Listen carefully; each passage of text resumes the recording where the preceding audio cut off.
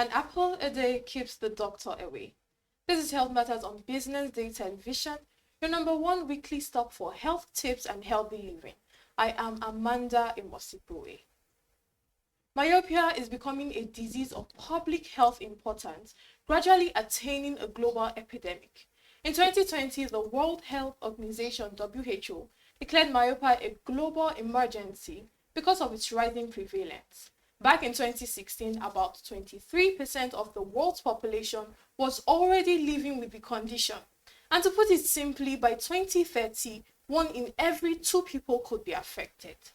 With these statistics, we'll delve into the rising tides of myopia, focusing on how lifestyle changes affect Nigerians. With me is Dr. Okeafor Confidence Chioma, an optometrist and vision care expert at Eye Candy Eye Clinic. Welcome, Dr. Confidence. Thank you. It's such a pleasure to have you here. Pleasure is mine too. So let's dive straight now. Let's start with the basics, because we're talking to the laymen. So let's start with the basics. What is myopia exactly to you? Okay. I would say myopia simply means someone being short-sighted. When we say people can see things that are close to them, but have problems seeing things that are further or far, or have blurry vision, seeing things that are far from where they are. So we call that myopia. We could also say sometimes it's as a result of the eyeball being a little bit longer than it's supposed to be, or maybe the system that helps in bending lights in the eye, bends it wrongly instead of bending it the right way. So this could cause myopia.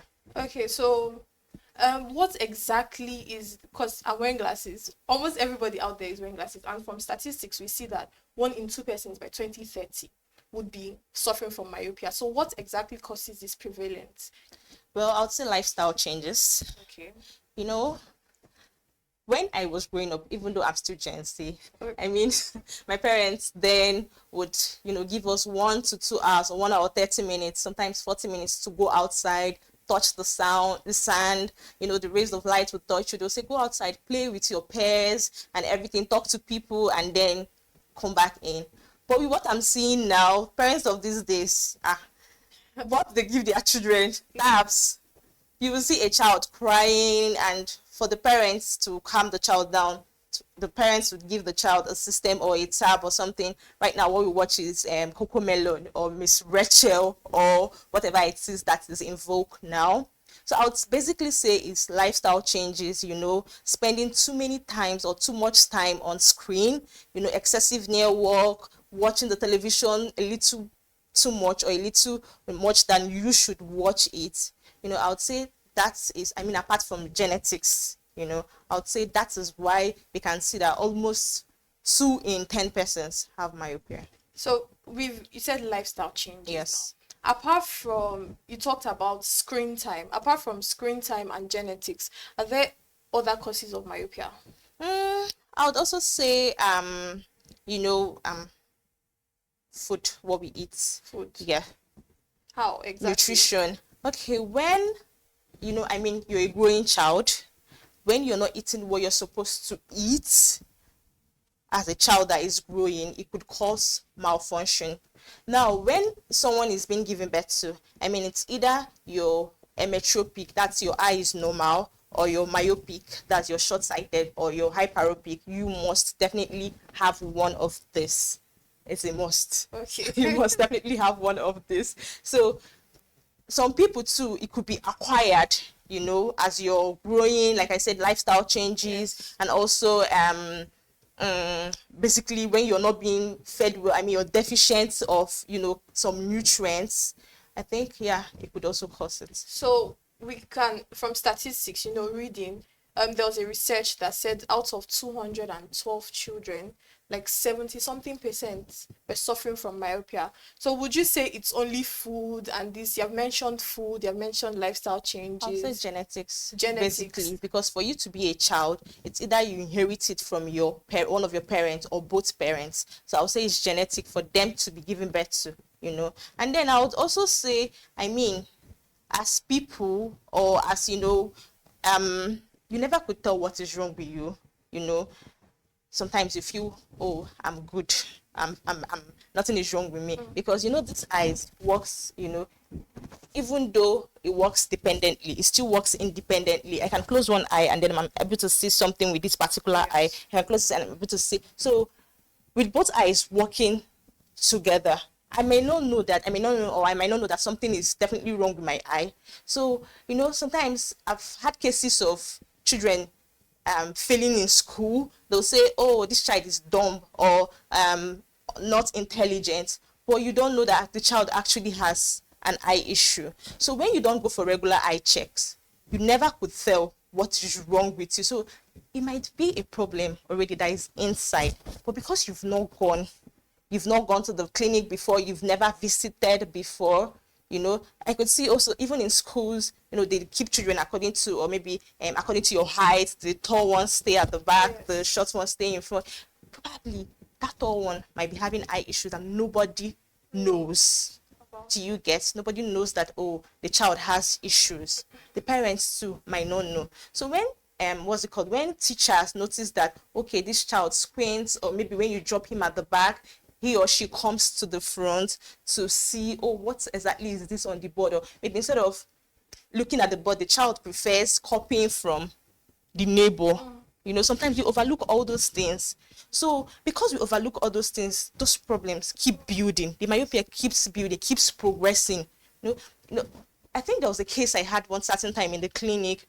The child was, I think, 6 years old or 7 years old, but already started having this problem like when the child was little. So according to the parents, then she said, oh, I could remember when she was 2 years old, she's always saying, I can't see properly, like I don't like where they kept me, and they were saying, shut up, yeah. You understand? So by the time they brought the child, there was little or nothing we could do because it was worse already. And that's because we don't cultivate a habit of regular check, particularly the eye, as we do to other parts of the body. Or we neglect when a child says, I'm having eye ache, or my eye is itching me or something. We just say, come, let me just clean your eye, or just something. We just say something and just shove it off.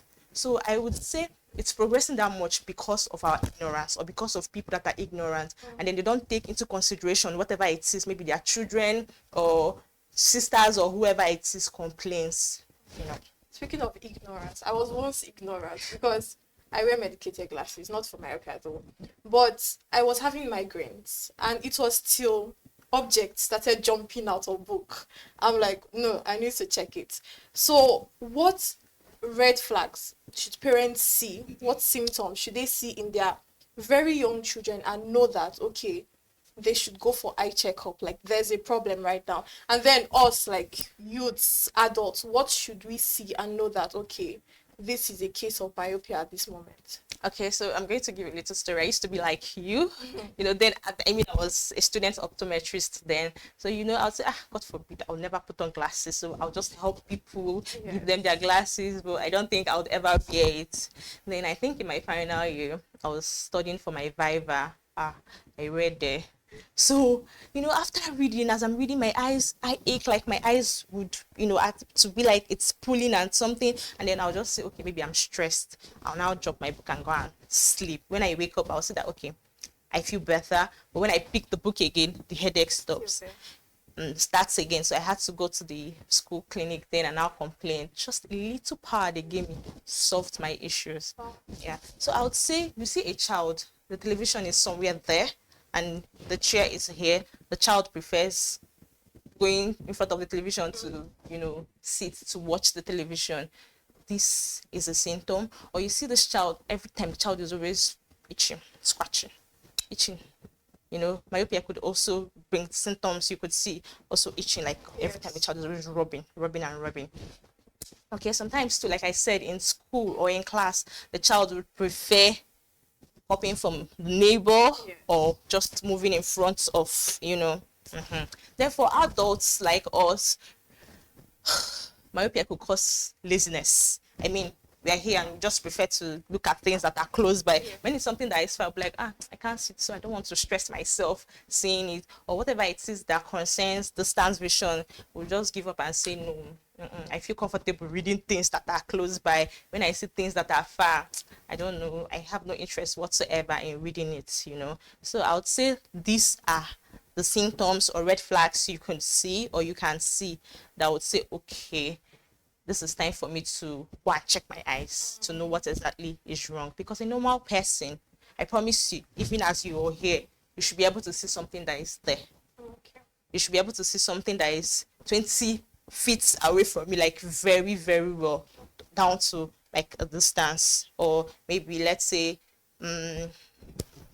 okay, we measure it using we have the 660, 636. If you've been to an eye clinic before, there's this screen or whatever, or a chart or something. So it's believed that you should at least see to an extent for you to know that, okay, my eye is good. Okay, laziness. That's a very new one for me.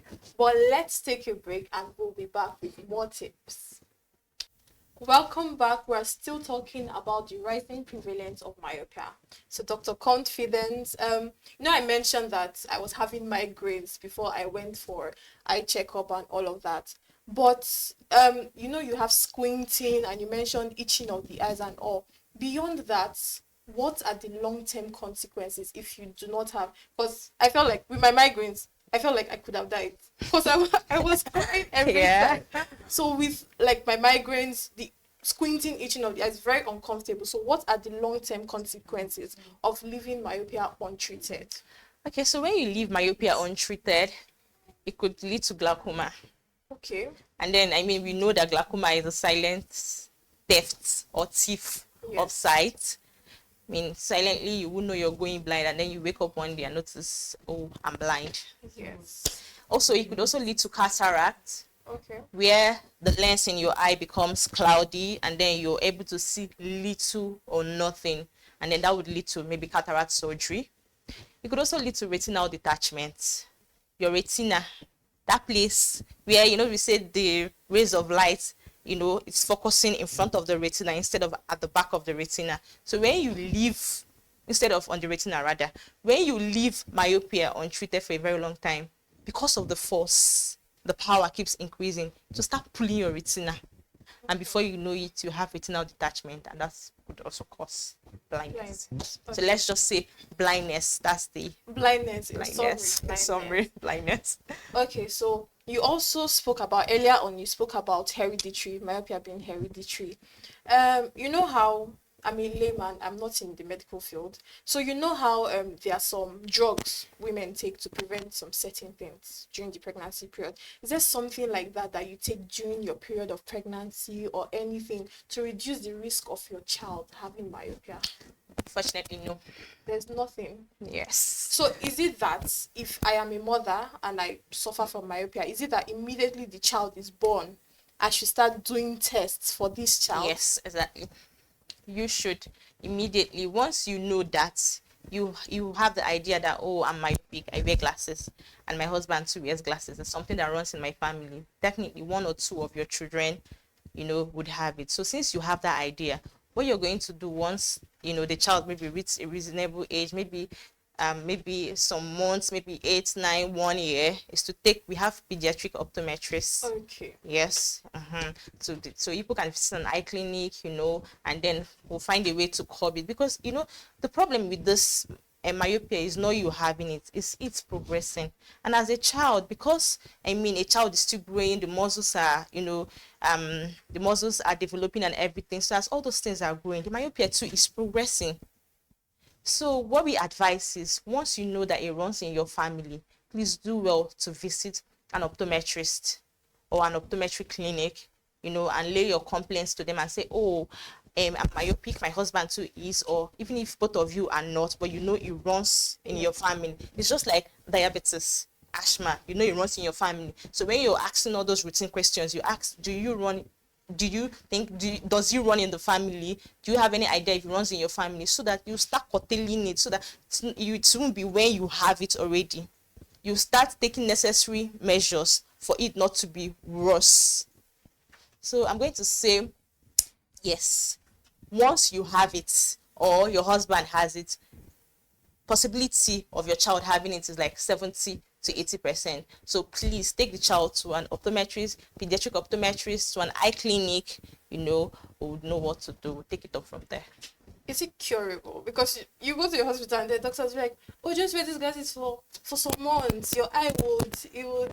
Is it curable, really? Well, I can't say it's curable. I mean, that's why we have spectacle lenses, Yes. right? So what we can promise you is that it won't progress more than it should. Do you understand? We'll promise you that, okay, because you're on time and we've caught it and we've seen it on time, it's not going to go more than it's supposed to or more than it is already. Okay, let's talk about treatment options. How accessible? Glasses are expensive. First of all, it's not the frame, it's the lens, they're very expensive. So how accessible are these options for people? Well, I mean, you know how the country is, you know how Nigeria is, so you can't really blame us. But I would say for every category, we have a glass that would match your pocket, what you can afford. Yeah. Okay. I mean, we have luxury, we have the normal ones, we have for kids, we have whatever it is you can afford, you know. So, yes, I don't know when you say accessible, I mean, it's not 10 naira, it's not 15, neither is it 20 naira, but we make sure that the common man or everybody is able to afford it as far as you have an eye issue. So it's just for you to come in and then we give you the options and then you go for the one that you feel you can afford. Then also, aside the glasses, for people that can afford contact lenses too. I mean, there are some people that will say, oh, but I don't really want people to know that I have this eye defects, you know. So if you think you're meticulous enough, you're careful enough, because I mean, contact lenses, it requires a whole lot of care and so many rules and regulations to maintaining it. So if you think you can maintain it, fine, you can also go for contact lenses. Then when you know it's as if the myopia has increased and you know the glasses are not really doing much for you, no matter the power we give you and everything is really not doing much for you, there are hospitals in Nigeria that offer surgeries, LASIK surgeries.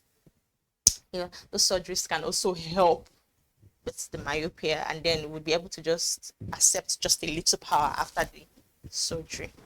Okay, this is centering on lifestyle patterns and the rising prevalence of myopia. So if we continue with this Miss Rachel long screen time lifestyle pattern, where do you see Nigerians and this fight against myopia in the next 5 to 10 I years? promise you, literally every child Every child would acquire myopia. Now, it's not going to be through gene or anything. It's going to be acquired because of the lives we've chosen or we are giving our children, or, you know, yes, we are basically giving our children. So I would say, please regulate Miss Rachel. Maybe don't just take it totally off from them or away from them. Maybe just say, okay, okay, I'm just going to give you 40 minutes screen time and that's it. Go outside, go and play, touch sand. I mean, that has never killed, I mean, okay, it has killed some people, but I'm just saying we are Nigerians. Yes. So go outside, meet people, talk to people,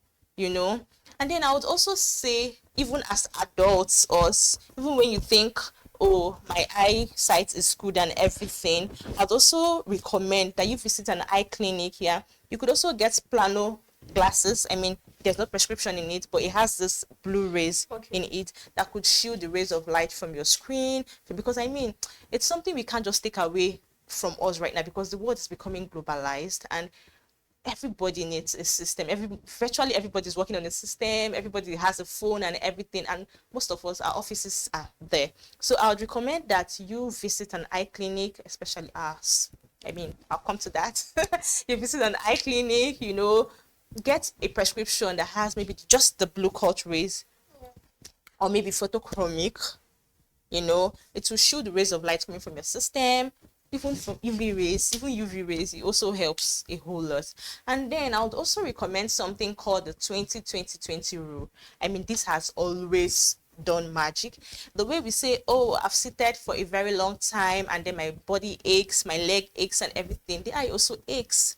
So for every 20 minutes you spend on your system, look at something that is 20 feet away from you, just a distance, for 20 seconds. That way, the muscles in your eye, they're exercising themselves, you know, they'll feel refreshed and everything. Then you go back to work. After the next 20 minutes, look again for 20 seconds, look around, just stretch your eyes, then you come back or get back to whatever it is you're doing. Okay, speaking of accessibility, finally, I heard something about a free consultation. How does that work? Okay, so our clinic, iCandy, is offering free consultation for this month of September, through the month of September, from 10 a.m. to 2 p.m. When you come in and talk to us, tell us what your problem. You don't even need to have an eye issues, because I've had times when someone accompanied someone to the eye clinic and say, okay, let's just check yours, and then it happens to be that person has an eye issue. So just come, whether you think you have or you don't have.